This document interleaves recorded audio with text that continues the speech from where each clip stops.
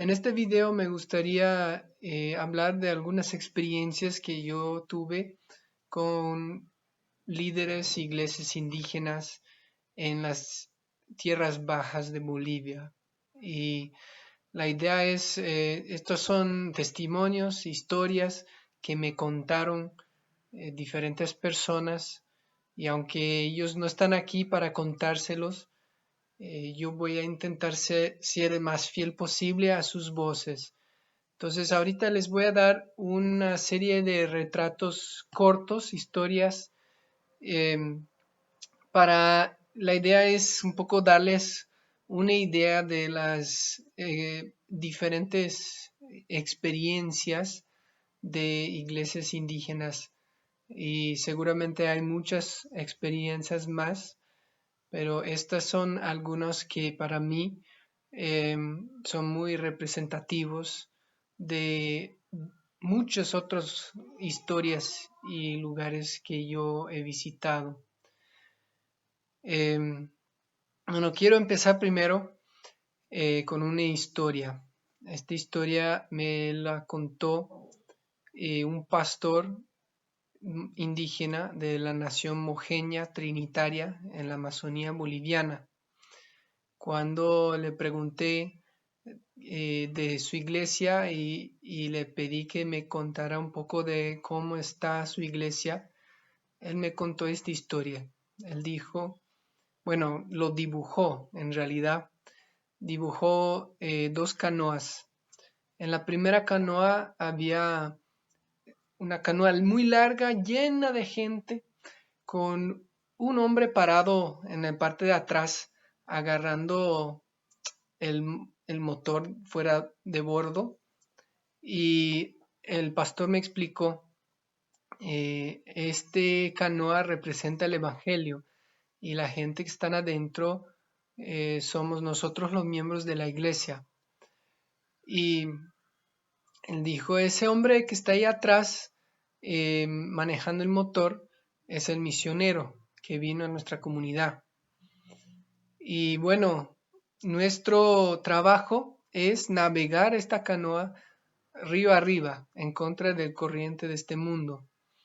Y bueno, aquí en este retrato, todos los pasajeros están bien felices porque estamos avanzando rápidamente, fácilmente, más y más personas están subiéndose a la canoa y todos están muy felices, muy contentos ver cómo la iglesia está avanzando, cómo el evangelio está avanzando.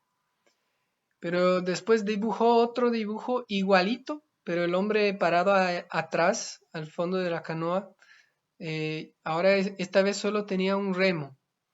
Y el pastor me dijo, una vez, bueno, algún día el misionero se fue y llevó su motor. Y me contó que ese motor para él representaba todo lo que traía el misionero en cuanto a sus recursos económicos, recursos políticos y sociales, con sus conexiones con gente en la ciudad, sus avionetas, sus camionetas 4x4, hasta sus motores fuera a bordo, y su educación, todo lo que tenía, y cómo ese misionero había hecho, se había encargado de hacer todo el trabajo para la iglesia. Entonces él dijo, en esta segunda canoa, él dijo, ahora ahí estoy yo, ahí atrás con un remo. El problema es que todos los pasajeros en la canoa están esperando que la iglesia siga avanzando río arriba sin que ellos tengan que hacer nada. Entonces ellos se han acostumbrado al motor fuera a bordo y nadie ha aprendido a remar. Y ahora aquí estoy yo intentando navegar toda la canoa y hacerla avanzar solito. Eh, Otra historia. Estuve en una comunidad ayorea en la Chiquitanía boliviana, casi en la frontera, bueno, justo en la frontera con Brasil. Y en esta comunidad escuché hablar un anciano ayoreo. Estuvimos reunidos entre los creyentes, los cristianos y cristianas de la comunidad, y él estaba enseñando en su lengua. Entonces después, Cuando todos se fueron a sus casas, yo le seguí a su casa y le pedí que me explicara de qué estaba hablando. Después de contármelo, yo le pregunté y ¿cómo ha sido cuál es tu testimonio? Cuéntame cómo te convertiste, por qué eres cristiano.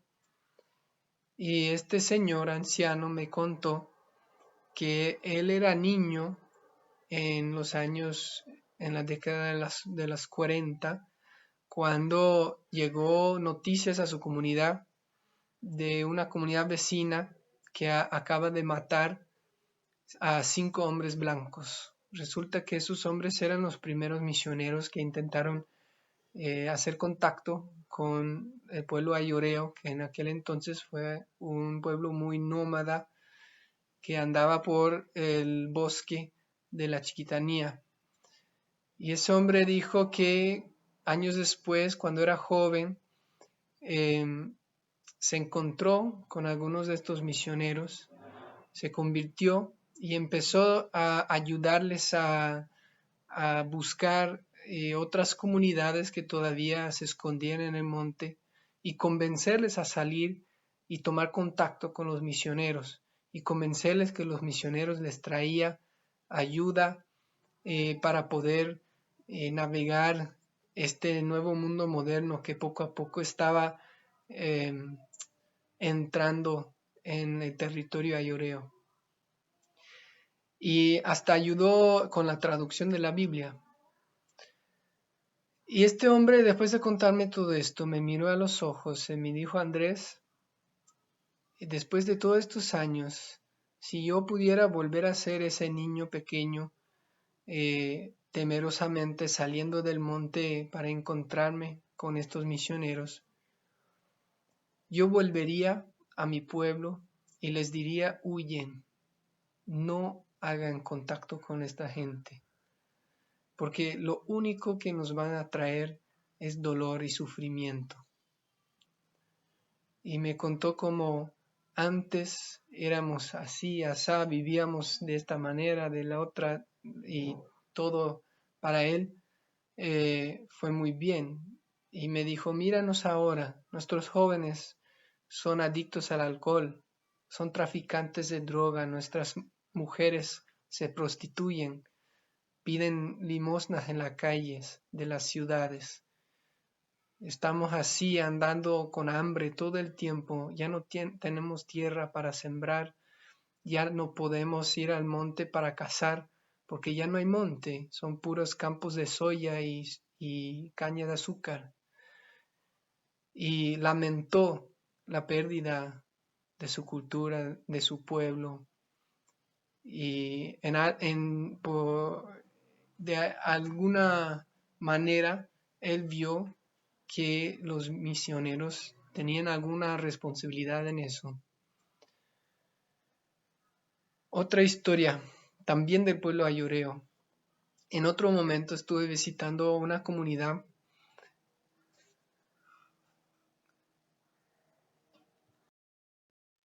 y otra vez se reunían los creyentes de la comunidad. De hecho, llegaron cristianos y cristianas ayoreas de varias comunidades para hacer como un congreso. Y se levantó un anciano con su maraca en la mano y empezó a mover la maraca y empezó a hacer como un canto que sonaba algo así. Y cantaba y cantaba. Y en medio del canto, de cada rato se paraba y citaba pasajes de la Biblia y volvía a cantar. Y yo pregunté a un joven a mi lado: ¿de qué está cantando? Y el joven dijo: bueno, está exponiendo sobre estos pasajes bíblicos. Y le dije: bueno, ¿qué está diciendo? Y el joven me dijo: no sé. Le pregunté: pero ¿acaso no hablas tu lengua, la lengua de tu pueblo? Me dijo que sí, pero en este tipo de canto, los ancianos cantan en un lenguaje como poético, metafórico que es muy complejo y muy difícil de entender, y que los jóvenes de su generación no habían aprendido a, a interpretar ese lenguaje y nadie les había enseñado.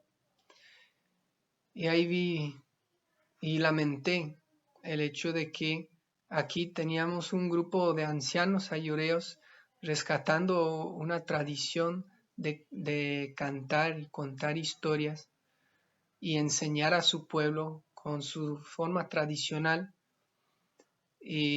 pero al mismo tiempo esa misma forma, esa misma tradición se estaba muriendo entre las generaciones más jóvenes.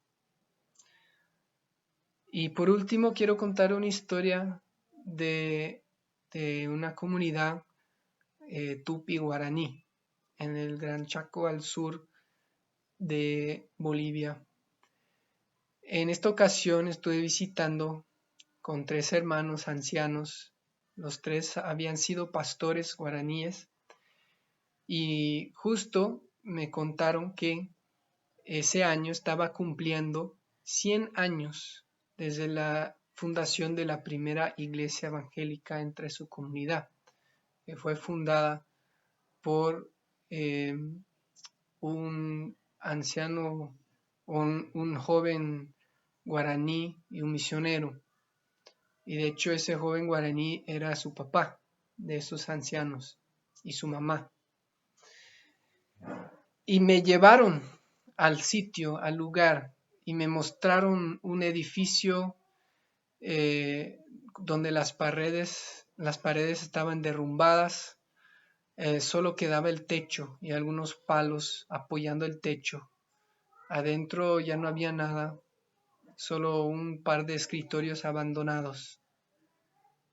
Y un anciano, se llamaba Daniel, me miró y me preguntó: Andrés, ¿tú podrías ayudarnos a levantar de nuevo esta iglesia? Y mirando las paredes, le pregunté: pero hermano, ¿por qué quieres reconstruir este templo si obviamente no hay nadie aquí quienes quieren cuidarlo, quienes quieren ayudar con esto?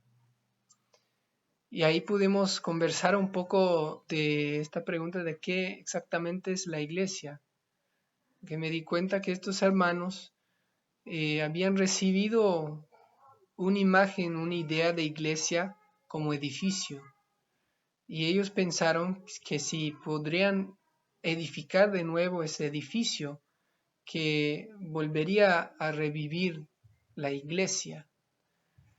Y tuvimos que conversar sobre eso y pensar, bueno, obviamente este edificio se ha caído así porque no hay gente que realmente les importa este edificio. Ahora, puede ser que hay una comunidad cristiana, pero tienen otras prioridades. O podría ser que realmente creen que la iglesia es equivalente a un edificio y ya no hay creyentes para cuidar ese edificio. Entonces, dejo ahí con ustedes estas historias. Como dije, espero que sirven como retratos simbólicos que nos pueden enseñar sobre algunas experiencias de la iglesia, de las comunidades indígenas con la iglesia. Luego en esta semana vamos a conversar y podemos hablar un poco más de estas experiencias y tal vez algunos de ustedes pueden compartir con nosotros otras experiencias propias.